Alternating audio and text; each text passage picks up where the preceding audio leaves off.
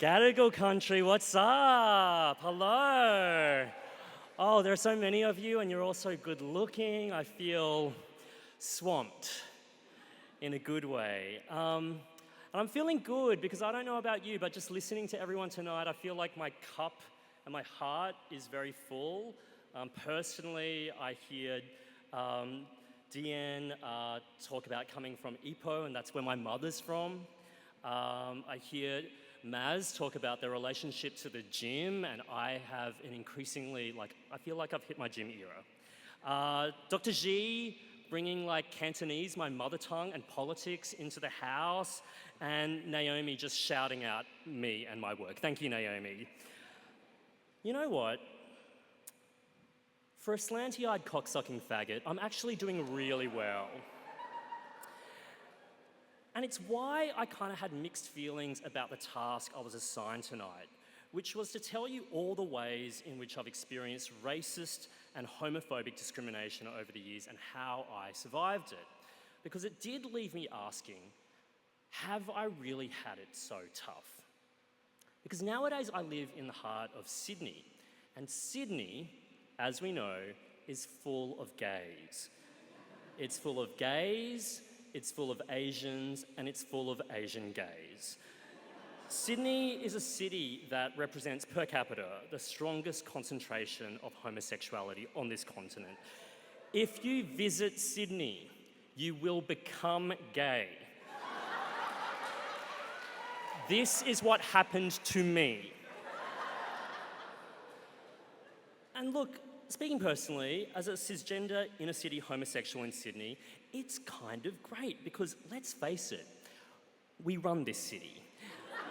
We may not be state premier, we might not be Lord Mayor, but you know who is advising those people and working specifically as their press secretaries, overachieving homosexuals trying to outrun their fear of disappointing their parents, who now have a really unhealthy relationship with work, but on the plus side, are enacting a gay agenda via public policy, and that is beautiful.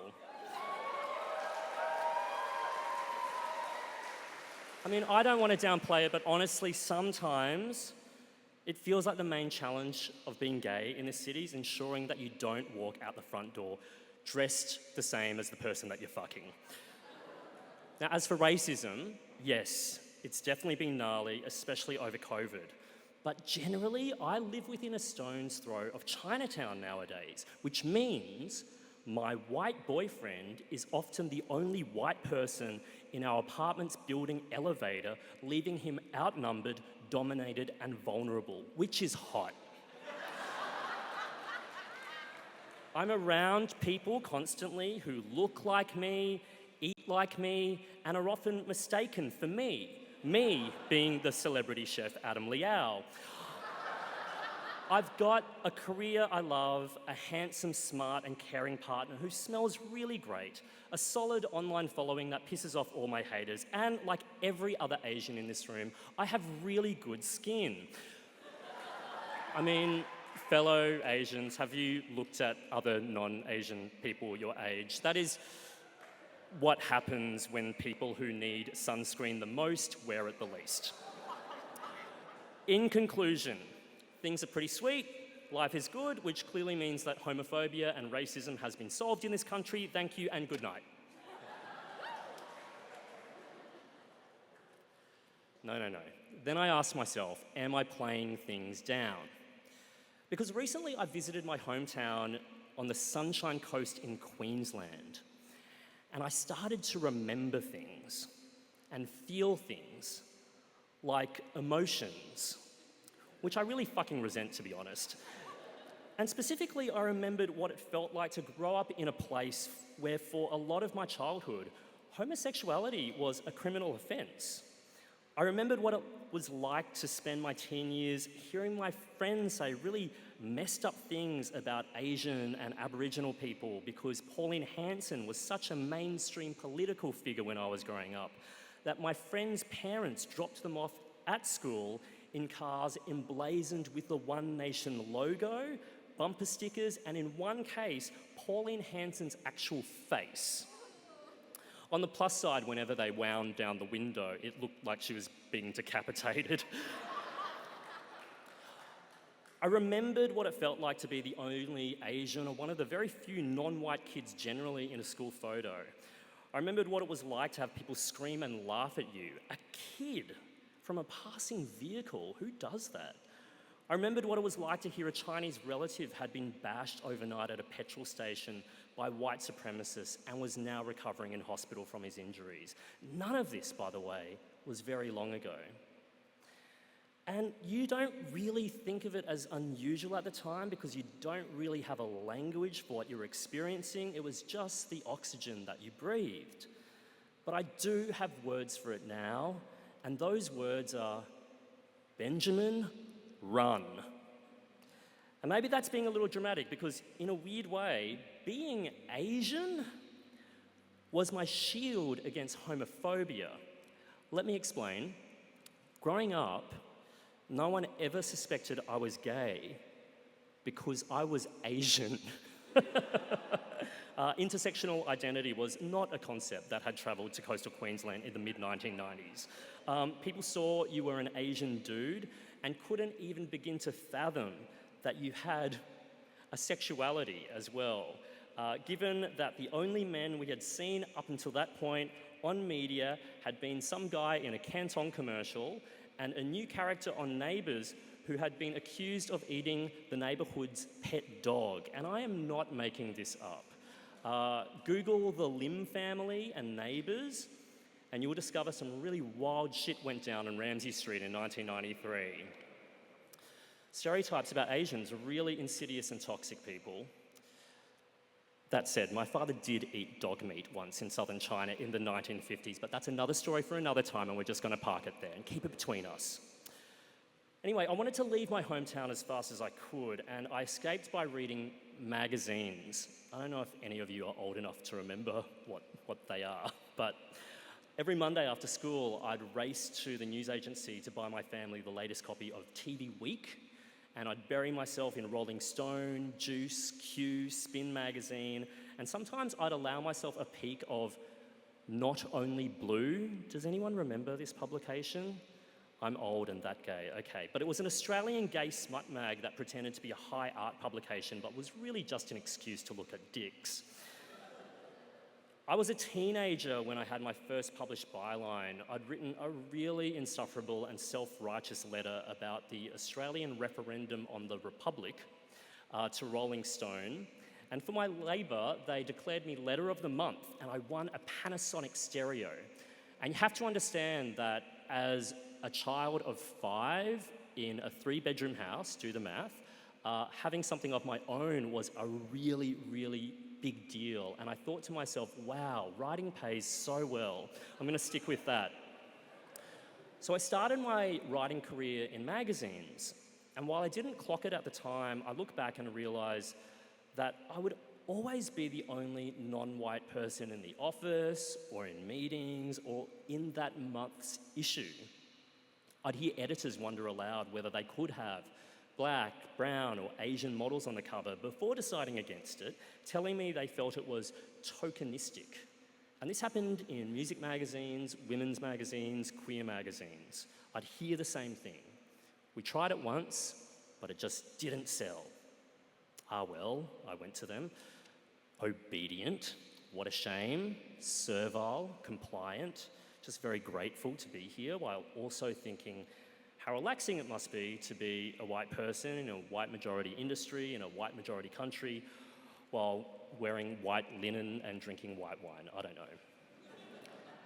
Then I moved into books, and when I submitted the manuscripts for my first book, which was a memoir, my publisher, bless them, they sent me about half a dozen concepts for book jackets, book covers, one of which actually included chopstick font on the cover. Another one featured a lot of koi in a pond. And I know my family worked in a Chinese restaurant, but chopstick font, fuck me. And I don't know what the koi was about. The generous part of me figures it wasn't their fault that they weren't Asian and they didn't have any kind of cultural reference, but wasn't it also their fault that they didn't have any Asian person in the team working alongside them. Because I was so easy to work with during the editing process, I think my publishers were shocked when I wrote back to them with the equivalent of, "Lol, this is not going to happen, listen up, motherfuckers. All those book jackets are terrible. So here's my concepts for what the book jacket's going to look like, and these are the 5 designers and illustrators from whom you can choose." For parents in the room, this is a strategy you know well. Give people options so they have the illusion of choice. Use it in your workplace this week. Before the family law came out, I don't think people had or would read a memoir about an Asian kid growing up gay in coastal Queensland whose parents' marriage fell apart against the backdrop of the rise of Pauline Hanson as a political force. It didn't exactly scream classic Australian story. People did read it, and then it was made into a TV show that was screened across the world on SBS, on Comedy Central Asia, Hulu, and now if you're in the United States, Disney+. It was also pirated heavily and inexplicably in Jamaica. We were praised and lauded for being groundbreaking. We were the first Australian TV show to have an Asian lead at the centre of the story. We were the first Australian TV show to centre an Australian family as the main characters. We were the first Australian TV show to have a high school coming out story as the main season arc. We were all very proud. But here's the dirty secret about our industry. When it comes to Australian TV, it's not very hard to be groundbreaking. Fast forward to now, and I guess I'm living the life that every child from an immigrant background dreams of. And I know what those kids dream about. They go to bed every night thinking, one day I hope to be an unpaid diversity and inclusion consultant. Because for the entirety of my career now, I've led this parallel life where I speak in front of crowds and I reel off statistics about the Australian population, how 1 in 5 of us speak languages other than English at home, how half of us have at least one parent born overseas, how roughly 1 in 10 of us have significant Asian ancestry, and yet our parliament, TV shows, media, arts, echelons of business and law don't reflect that, blah, blah, blah. And usually I do this unpaid. What a privilege. I feel like I've been talking about structural racism half of my life now, and very little has changed. And every time I bring it up, people, often well-meaning people, who've never had to think about this stuff, who've never considered the idea that they're beneficiaries of imbalanced power structures based on race, will tell you, but look at you, you're doing okay, so things must be great. And you have to point out that 1, I'm a statistical anomaly, and 2, can you name 3 more, 5 more, 10 more? And even I'm not immune to the kinds of experiences I still have in TV writers' rooms. TV writers' rooms is where you gather a bunch of screenwriters and you thrash out ideas to make TV. 10 years working into this industry, and recently I was working on someone else's TV show to help their vision come to life. The showrunner was this legend of Australian TV. He's known for creating, writing, and producing award-winning shows like Redacted, Deleted, and Censored. All I'll say is if you've watched Australian TV for the past 3 decades, you've definitely seen one of his shows.